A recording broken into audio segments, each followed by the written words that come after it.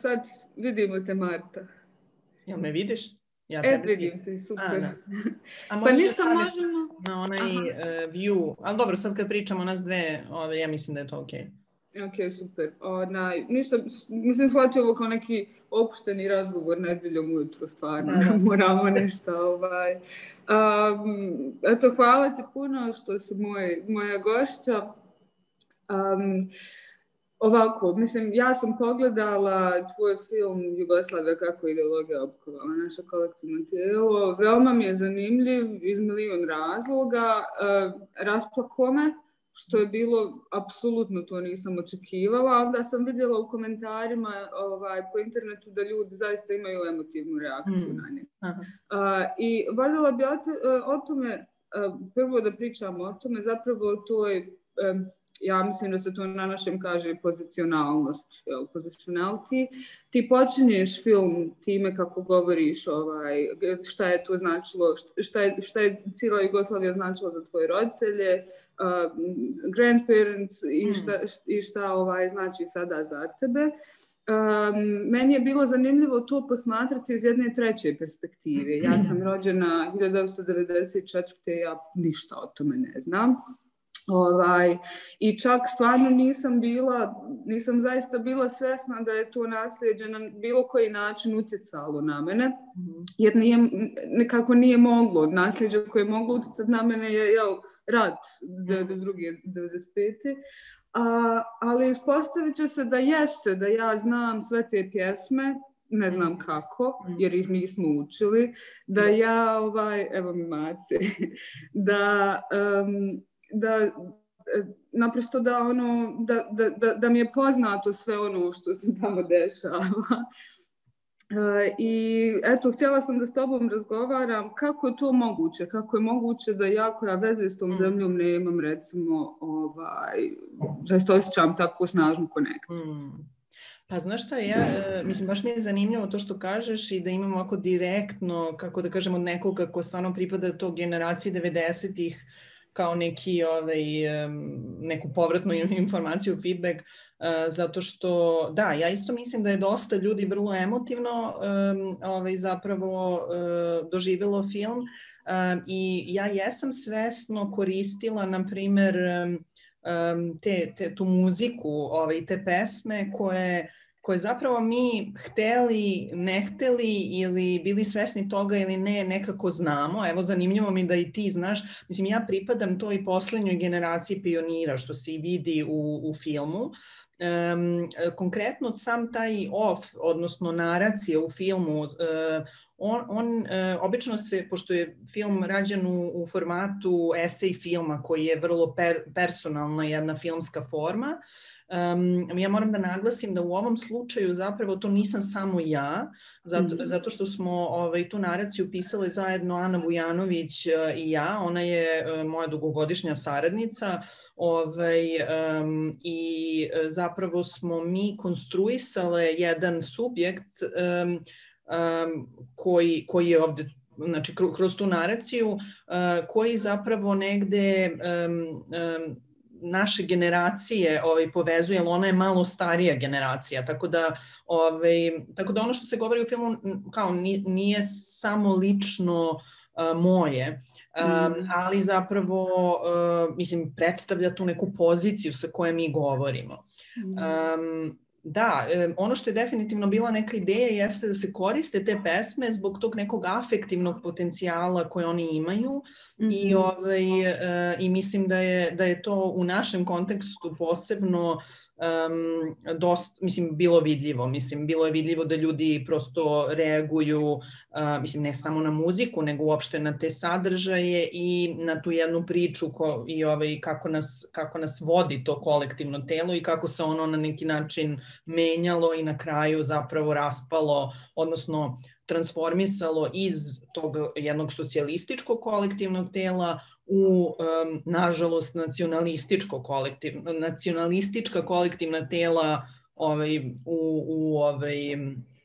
u toj našoj zemlji koja se raspadala. Mislim, naravno, meni je tu bitan, mislim, što se tiče tog nacionalističkog kolektivnog tela, mi u filmu govorimo iz perspektive Beograda, zato što, znači to je također isto, da kažem, vrlo, ja uvek volim da kažem kada prikazujem film što u internacionalnom, što u našem regionalnom ili lokalnom kontekstu, da je to jedna vrlo lična perspektiva na istoriju Jugoslavije, da to nije film o svemu što se desilo u Jugoslaviji, tako da i da postoji ta perspektiva iz Beograda, ne kao u smislu perspektiva Beograda kao i vlasti koje u Beogradu, nego nas koji smo tu živjeli u tom trenutku, znači i koji poznajemo ono što se dešavalo tamo. Tako da i kako smo mi zapravo percipirali neke stvari iz te pozicije u kojoj smo bili. Mislim, tako da, znači ja ne mogu da imam iskustvo koje ti imaš kao devojčica, ja imam neko drugo iskustvo, iako smo mi u tom trenutku kao obe naravno u različitim godištima živele u toj zemlji.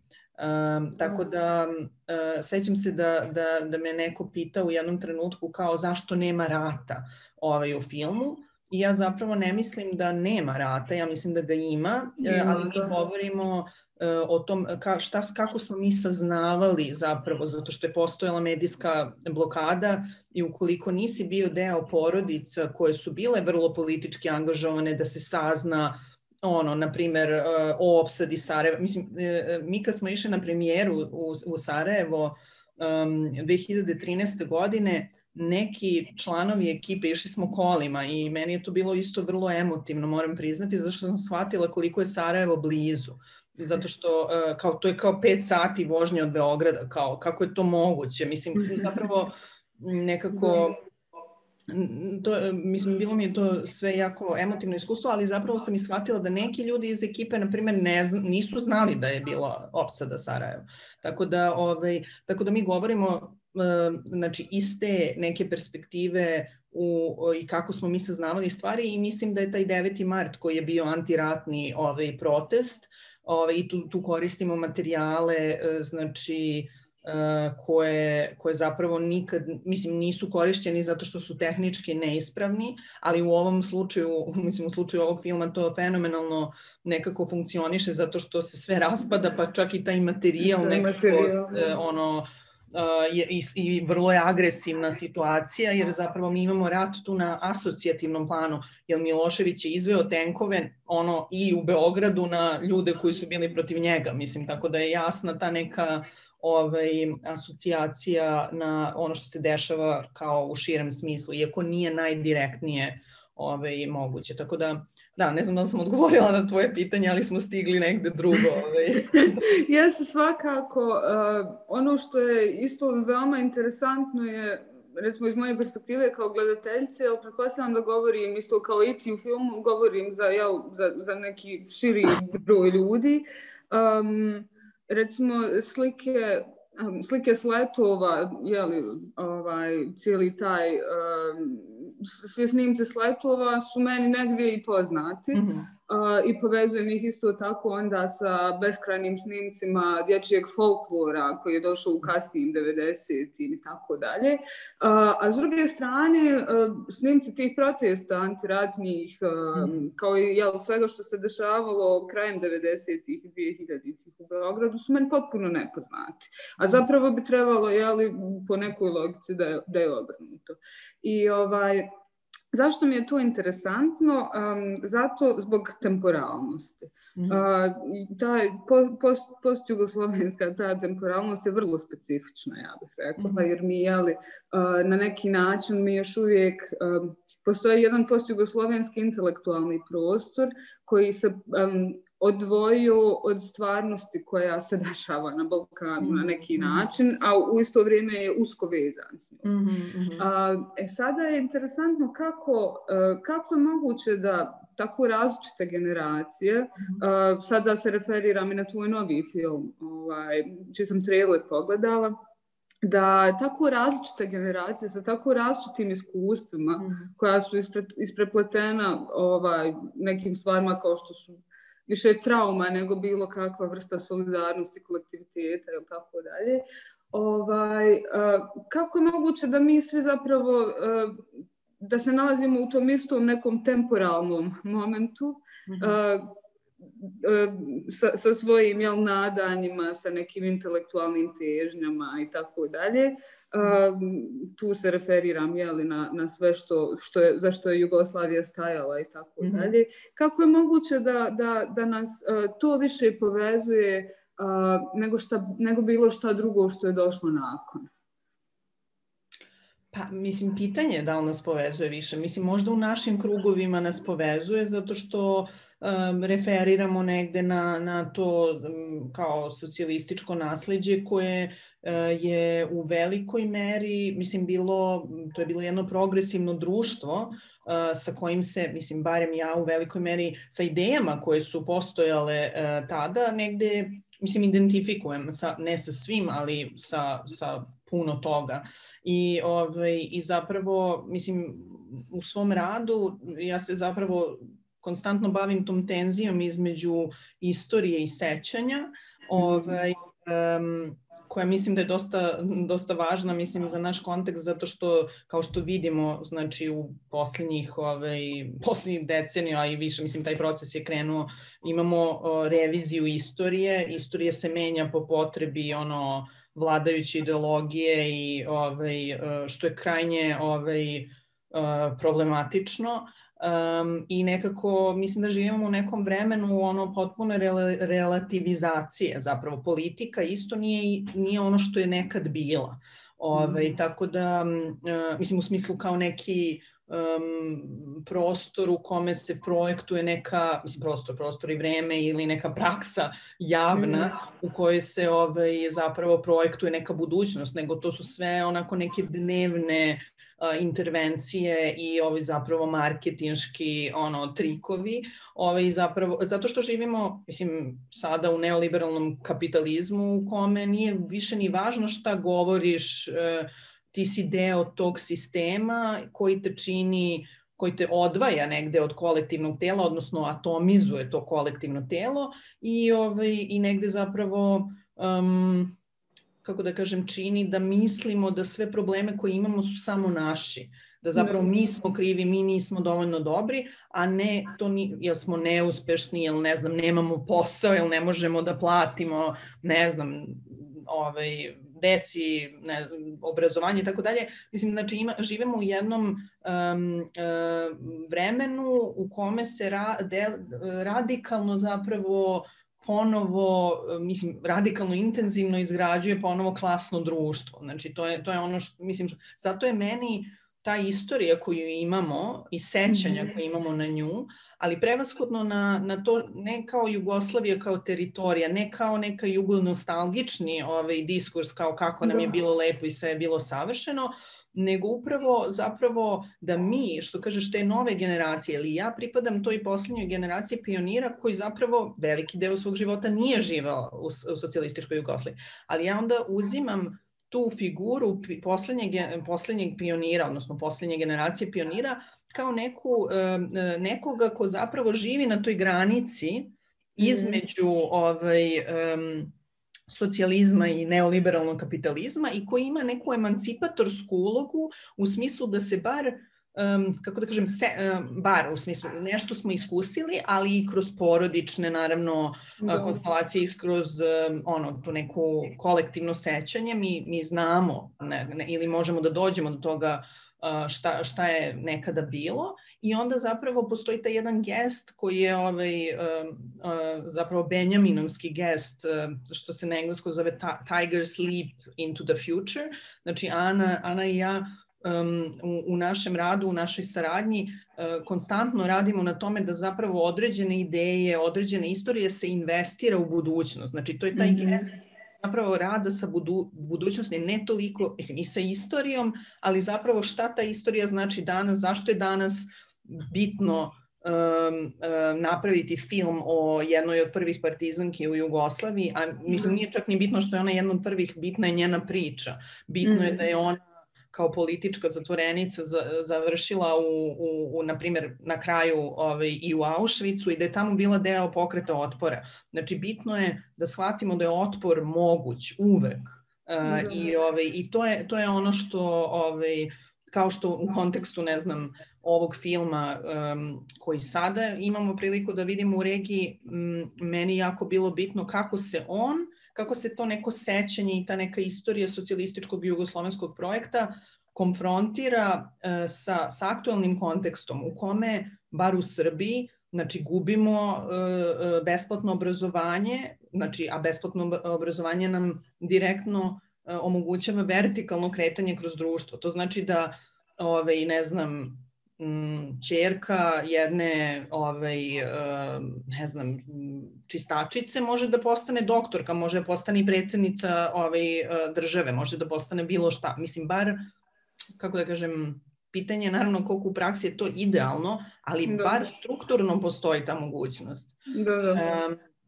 Dok u ovom novom društvu je klasna segregacija sve veća i ona nas zapravo udaljava jedne od drugih i zapravo atomizuje to kolektivno telo. Vrlo interesantno uvijek nekako prikazivati arhiv u stvarnom vremenu, posebno u kontekstu postjugoslovenskog prostora, zato što zapravo taj arhiv drastično odudara od stvarnosti koja je bazirana, mislim, usuđu se tako da kažem, posljednjih 30 godina na notornoj laži. S tim u vezi me zanima, postoji jedan element u filmu koji me onako baš nagnao da razmišljam, a to je u kontekstu nekako filozofskog poimanja slobode i istine. Ono što je specifično za kolektivno tijelo generalno je poslušnost, a ne otpor. I to mislim da je vrlo zanimljivo gledati kroz cijeli tvoj film, jer je svašta se promijenilo, sve se raspada, mijenja oblik, haljine iz jednog sleta su drugačije od haljina iz drugog sleta. U sletu 80 se pojavi Winnie Pooh, mislim, genijalne su slike. Poslije toga onda imamo 3 prsta na svakom koraku, kroz proteste koji su zapravo kao prodemokratski, proslobodarski i tako dalje. I isto, mislim, kao crvena banda, mislim, sve je ludilo neko totalno. Da, i jedna ideološka konfuzija, mislim, zato se i pitamo kao da li je zapravo sve to bilo za kapitalizam, a ne, odnosno, jedna je stvar boriti se protiv, na primjer, Miloševića, ali zašto se boriš? To što je alternativa. Mislim da toga mnogi ljudi nisu bili svesni. Mislim, ja sam išla na te proteste i uvijek sam bila u šoku. Znači, tamo su bili ljudi koji su protiv Miloševića zato što gubi rat, a neki su bili tamo zato što je uopšte, mislim, se vodi rat. Tako da je to je zapravo, da, nažalost, naša da, ne znam, mislim, kletva, ne znam. Pa jeste, kletva je i sada, recimo, slike ulaska u parlament, u skupštinu, sve to vrlo me podsjetilo na ono što se u Americi dešavalo u prošloj godini. Vrlo je to slično ponašanje, skakanje po stolovima, pišanje po biljkama i tako dalje. Ali ono što stvarno ostaje jedna konstantna nit u filmu od početka do kraja je upravo ta poslušnost kolektivnog tijela, čak i u najvećem haosu. Da, pa ne znam, nisam sigurna da je zapravo za kolektivno tijelo neophodna poslušnost. Mislim, to mi je, kako da kažem, kad kažemo poslušnost, to mi je nešto, znaš, kao deluje mi. Ne bih rekla da je, na primjer, partizansko kolektivno telo zasnovano bilo na poslušnosti. Ono je bilo zasnovano na otporu nacističkoj okupaciji zemlje, ali mi moramo, to je organizovani, samoorganizovani otpor. Znači ti se udružuješ sa nekim drugim ljudima i telima koje, kako da kažem, i sad vi zajednički delujete. Naravno, različita su kolektivna tela, mislim, ta ideologija posle za vreme radnih akcija, znači u Jugoslaviji, koji su stvarno jedna vrlo specifična praksa. Mislim, ljudi nisu, kao i na sletove, ljudi nisu morali da dolaze. Znači, to je, ja sam upoznala kad sam prikazivala film u regiji, prilazili su mi ljudi i to pritom jako, kako da kažem, ljudi koji su vrlo kritični, inače, ili ih znam njihov rad, i rekli su kao ja sam učestvovala na sletu, ne znam, to je bila velika čast, zapravo zato što su se birali, ne znam, najbolji đaci, najbolji studenti i tako dalje, ali zapravo nisi morao da učestvuješ na sletu. I pritom, pošto ovaj film je nastao u okviru jednog dugoročnog istraživanja koji smo Ana Vujanović, Bojana Cvejić i ja radili u jednom kulturnom centru u Parizu, i onda smo mi, zapravo, film je nastao ideja za film je nastala tokom istraživanja. Istraživanje se bavilo performansom i javnošću i zapravo moj zadatak kao umetnice je bio da uradim istraživanje u arhivama vezano za masovne performanse. Ne nužno samo za Jugoslaviju, onda sam se nekako dosta zadržala na tome, jer sam ja shvatila, iz ovih slika, što sletova, što kako se zove, mislim, demonstracije i tako dalje, ali prvo sletova, mi zapravo možemo, mislim, vidi se, možemo da čitamo neke ekonomske, političke i istorijske tendencije. Meni je bio glavni šok kad smo videli materijal iz 87. Sleta 87. da se tu, posle sam napravila jedan rad koji se samo bavi tom 87. Tu se direktno govori o nacionalizmu, o mogućnosti rata. Mislim, ja sam bila šokirana, bukvalno mi je došla da pitam svoje roditelje, čekaj, kako niste znali da će se to desiti. Mislim, ono što se kaže. Tako da mislim, ja moram da kažem, moram da pružim otpor u tvojoj ideji poslušnosti. Mislim, poslušnost ne treba da se plašimo da budemo deo kolektivnog tela, jer kapitalizam, iako se prikazuje kao neideologija, on je takođe ideologija koja takođe veoma utiče na to kako se odnosimo jedni prema drugima u javnom prostoru, koliko smo brižni jedni prema drugima i tako dalje. Tako da svakako kolektivno telo uvek postoji. Dominantna ideologija radi na nama. Mi smo pod uticajem uvek dominantne ideologije, samo od toga svesni i mi zapravo možda možemo tome da se odupremo što na nivou svakodnevnog života, znači kako se ophodimo prema ljudima koji su oko nas bliskim, ne bliskim, prema ljudima na ulici koje srećemo i tako dalje. Ali zapravo, da, ne znam, ima taj citat od Richarda Seneta koji kaže kada ideologija postane verovanje, ona pokreće ljude na akciju. I, na primjer, meni je u ovom filmu taj moment kada je ideologija verovanja, to je baš posle rata i kroz radne akcije izgradnje zapravo te nove socijalističke države. U tim radnim akcijama se izgradilo mnogo toga što posle toga nismo godinama uspeli da uradimo, ali meni su primjer te radne akcije, stvarno vidiš, mislim, prvih, sigurno, pošto one se nastavljaju i posle, ali prvih 10 godina i vidiš zapravo to da ljudi veruju. Onda se zapravo vremenom, mislim, ta ideologija institucionalizuje kroz sletove i tako dalje. I dalje je to, zašto sam pomenula istraživanje, smo mi radili paralelno, zapravo smo paralelno uporedili sletove koji postoje u nekim drugim socijalističkim zemljama, koji su deo istočnog bloka, koji su mnogo rigorozniji, mnogo, kako da kažem, unisoniji, zapravo i ti vidiš da je ovde kao postala neka opuštenost, da to svako nekako malte ne radi na način. Tako da, da, meni je uvek pitanje ne samo forme, nego i sadržaja. Ti imaš jedno kao kolektivno telo, imaš jedan, mislim, čak i na nivou kao pojedinačne slike, na primjer sleta, ali zapravo šta se predlaže time? Da li se predlažu ideje solidarnosti, ne znam, kako da kažem, tog nekog kolektiva koji brine o individuama u društvu, gde to je postojalo bar na nivou ideje. Ili se, ne znam, u nacističkim masovnim performansima i marševima, šta se tu predlaže? Znači, nije samo pitanje forme i nekada su forme slične, a zapravo sadržaji su potpuno drugačiji. Mislim da to ne možemo nikad da zanemarimo. Mislim, sam sadržaj, šta se predlaže određenom, mislim, to ideologijom.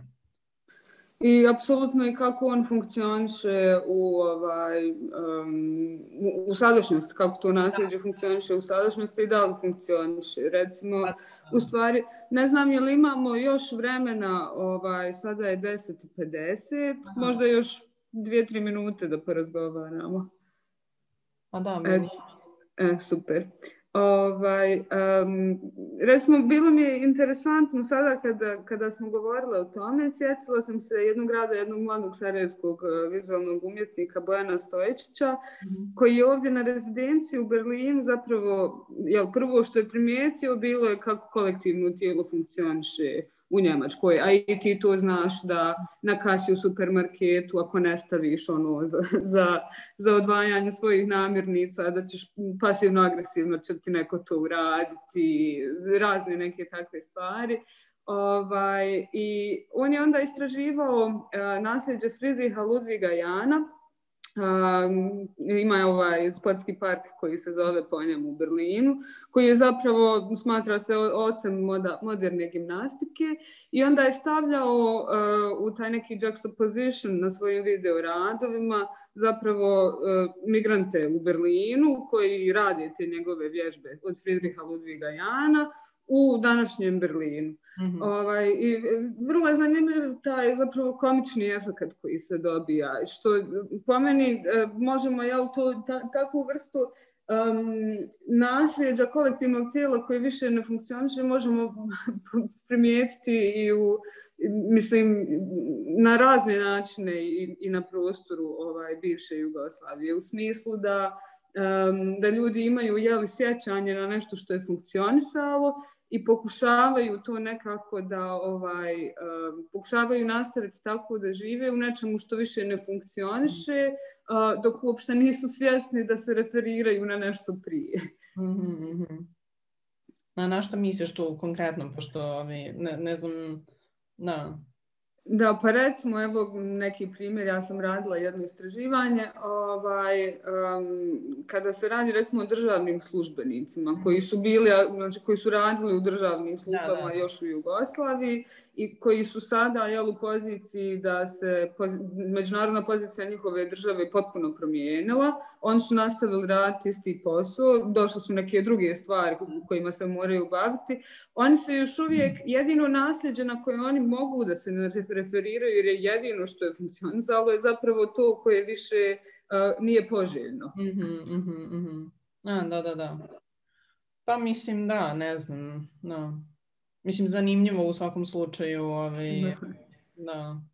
Meni je, ja više vidim kao, zato što mislim da sada posle, znači, eto, skoro 3 decenije, mi imamo zapravo ponovo, znači, socijalističke ideje su bile u velikoj meri tabuizirane. I zapravo ovaj film nastaje u jednom kontekstu kada to,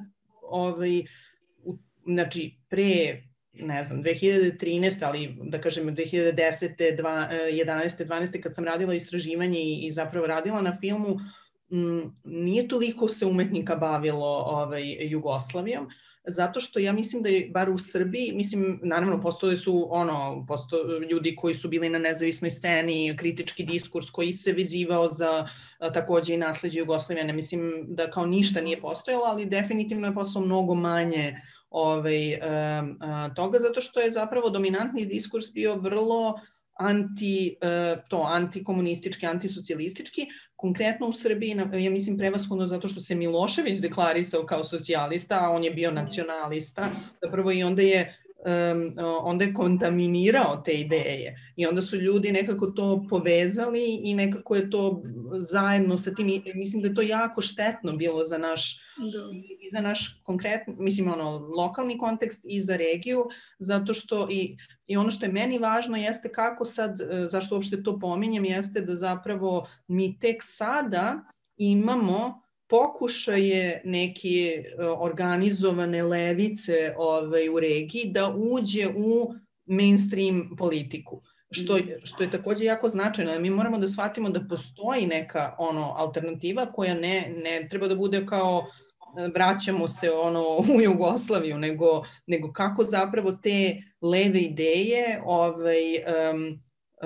kako one mogu da funkcionišu danas. Neke od njih su vrlo relevantne danas, neke nisu, ali kako mi zapravo promišljamo i mislim da je Jugoslavija bitna zato što mnogi istoričari ili sociolozi ovih tih nekih srednjih ili starijih generacija bi rekli jao deco šta se sad više bavite kao Jugoslavija, zapravo mislim da je bitna zato što jeste jedan kontekst u kome su neke od tih ideja bile vrlo uspešne. Ne sve i znamo kako se sve završilo, ali zapravo jeste dokaz da to može da se desi. Jer mislim da ono što nas kao posebno neoliberalni kapitalizam tera da kao zapravo ništa drugo nije moguće. Ovo je prirodno stanje, prirodno je da se mi takmičimo, a ne da smo solidarni jedni s drugima, prirodno je da si sam na svetu i onda se zapravo konstantno porediš sa drugima i kao ako si bogat, to znači da si bolji od ovog što je siromašan, jer si kao prosto, kao eto ti si sebi uspeo da obezbediš kao neke stvari. Mislim, da, taj neki darvinistički pristup koji je usko vezan sa kapitalizmom. Tako da mislim da je jako bitno da postoji jedna istorijska referenca kroz koju to može nekako da se preiščita i malo razbije,